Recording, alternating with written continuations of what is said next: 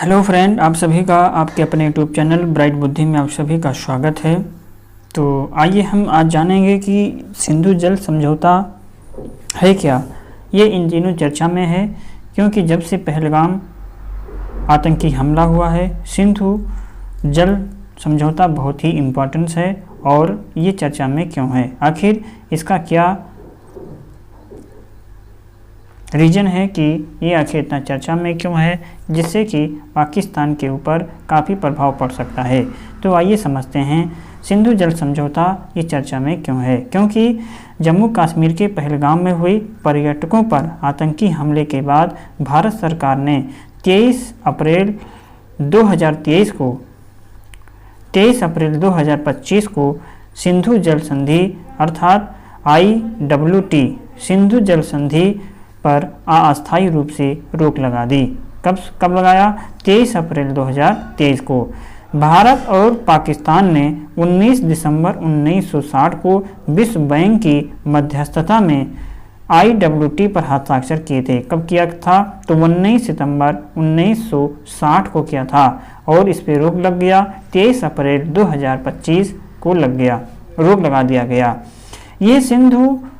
ये संधि जो है सिंधु नदी और उसकी 5 सहायक नदियों सतलज, ब्यास, रावी, झेलम, चिनाब के पानी के उपयोग पर दोनों पक्षों के बीच सहयोग तथा सूचना की आदान प्रदान के लिए एक तंत्र निर्धारित करती है। क्या निर्धारित करता है? तंत्र। तो सिंधु नदी की 5 सहायक नदियां हैं। कौन कौन सी 5 सहायक नदियों में? सतलज, ब्यास, रावी, झेलम, चिनाब हैं।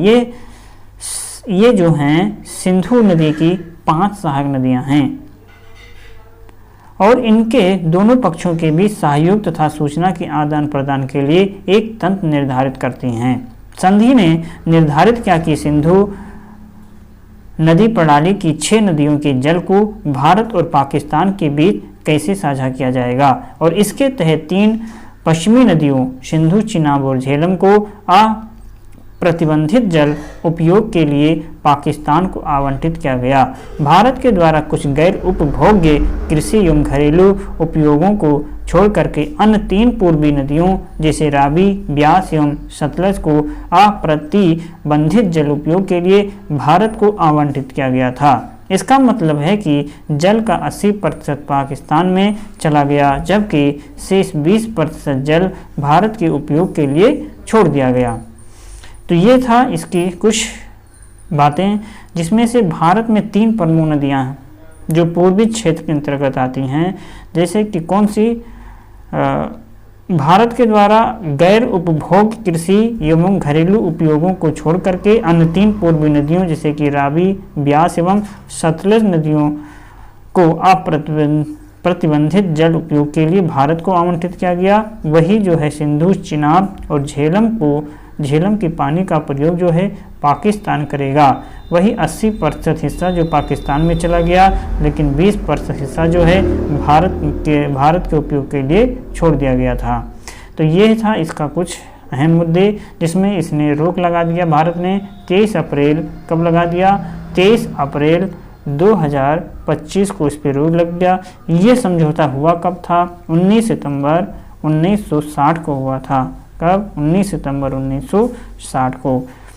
और इससे अब एक अहम फैसला 5 अहम फैसले लिए गए हैं, जिसमें से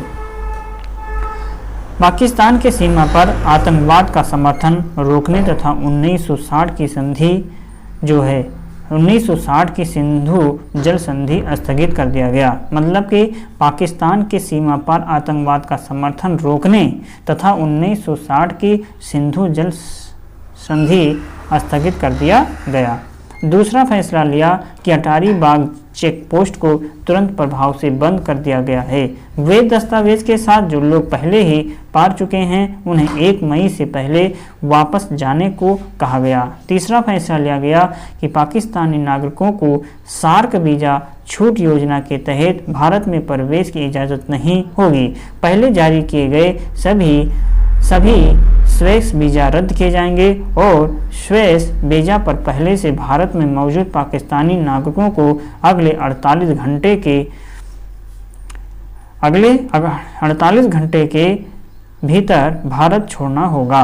चौथा फैसला लिया गया कि दिल्ली स्थित पाकिस्तानी उच्च आयोग में तैनात रक्षा और सैन्य सलाहकारों को पर्सोना नॉन ग्राटा घोषित किया गया है। क्या? पर्सोना नॉन ग्राटा घोषित कर दिया गया। उन्हें 1 सप्ताह के भीतर भारत छोड़ने का आदेश दिया गया है।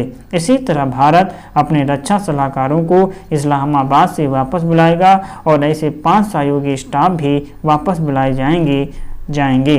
इन पदों को अब शून्य माना जाएगा। पांचवा फैसला लिया गया कि दोनों उच्च आयोगों में कर्मचारियों की संख्या 55 से घटा करके 30 करने का फैसला लिया गया है और ये कटौती 1 मई 2025 तक प्रभावी रहेगी।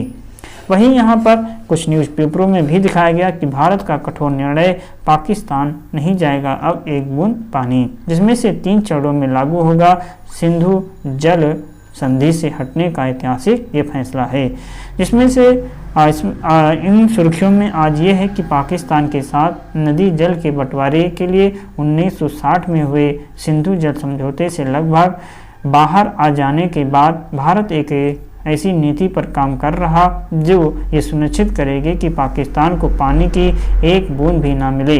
केंद्रीय जल शक्ति मंत्री CR पाटिल ने गृह मंत्री अमित शाह की अध्यक्षता में उनके आवास पर हुई एक उच्च स्तरीय अहम बैठक के बाद कहा कि प्रधानमंत्री नरेंद्र मोदी ने सिंधु जल संधि पर भारत के कठोर निर्णय के बाद कई दिशा निर्देश दिए हैं।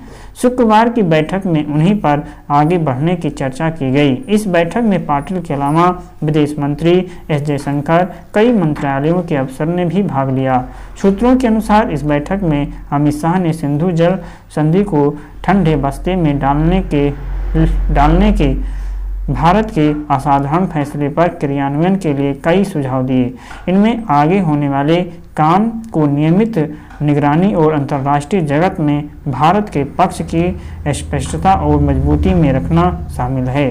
भारत इस फैसले पर क्रियान्वयन के लिए 3 स्तरीय रणनीति पर काम कर रहा है। तात्कालीन कदम, मध्यम अवधि का कार्य और दीर्घकालिक नीति, तीनों स्तरों पर एक साथ और समयबद्ध काम होगा। पहले चरण में पाकिस्तान के साथ सिंधु नदी प्रणाली की सभी 6 नदियों को लेकर के डाटा की साझेदारी तत्काल प्रभाव से रोक दी गई और इसका मतलब है कि भारत मानसून सत्र में बाढ़ आदि स्थितियों की कोई जानकारी पाकिस्तान के साथ साझा नहीं करेगा। तात्कालिक कदमों के रूप में नदियों की गाद हटाने या उनकी डिसल्टिंग का काम भी शुरू कर दिया जाएगा ताकि पानी के प्रवाह को मन मौफिक तरीके से मोड़ा जा सके। मध्यम अवधि में मौजूद बुनियादी ढांचे, बांध और पनबिजली परियोजना का क्षमता का विस्तार शामिल है। तो ये सारी चीज़ें हैं। पाकिस्तान को खोज कर वापस भेजें, ये अमित शाह का सख्त निर्देश दिया गया है। सुरक्षा से संबंधित कैबिनेट कमेटी के फैसले के अनुरूप भारत में रह रहे पाकिस्तानी नागरिकों को वापस भेजने का कवायद शुरू हो गई है। इस सिलसिले में गृह मंत्री अमित शाह ने सभी मुख्यमंत्रियों से बात की और उन्हें अपने राज्यों में रह रहे पाकिस्तानियों को खोजकर वापस भेजने की प्रक्रिया सुनिश्चित करने को कहा है। इसके बाद केंद्रीय गृह सचिव गोविंद मोहन ने भी इस मुद्दे को लेकर के सभी मुख्य सचिवों के साथ वीडियो कॉन्फ्रेंसिंग के जरिए बैठक की और CCS के फैसले का कड़ाई से पालन करने के निर्देश दिए गए हैं। CSS ने सभी पाकिस्तानियों का वीज़ा 27 अप्रैल से निरस्त करने का फैसला किया। सरकार की ओर बताया गया है कि इसमें पाकिस्तानी नागरिकों को मिले दीर्घकालिक वीज़ा, राजनयिक वीज़ा, आधिकारिक वीज़ा शामिल होंगे। यानी ऐसे वीज़े धारक पाकिस्तानी भारत में वीज़ा की अवधि तक रह सकते हैं। इसके साथ ही मेडिकल वीज़ा की अवधि 29 अप्रैल निर्धारित की गई। यानी कि इलाज के लिए मेडिकल वीज़ा पर भारत आए पाकिस्तान को 29 अप्रैल तक वापस लौटना होगा। हालांकि वीज़ा निरस्त करने का यह निर्णय हिंदू पाकिस्तानी नागरिकों को पहले से जारी दीर्घकालिक वीज़ा पर लागू नहीं होगा। ये वैध रहेंगे। अमित शाह ने मुख्यमंत्रियों से बात कर पहलगाम में आतंकी हमले और उससे उत्पन्न स्थिति से अवगत कराया। उन्होंने बताया कि आतंकी हमले में पाकिस्तान का हाथ होने का ठोस सबूत मिलने के बाद CCS ने पाकिस्तान के खिलाफ अन्य कदमों के साथ साथ उनके नागरिकों को मिले वीज़ा को निरस्त करने का फैसला किया है।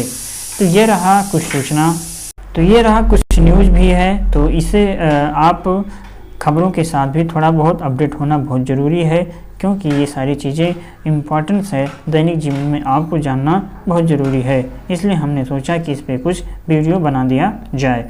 तो ये है कि क्या है सिंधु जल समझौता, जो 1960 में समझौता हुआ था, संधि हुआ था।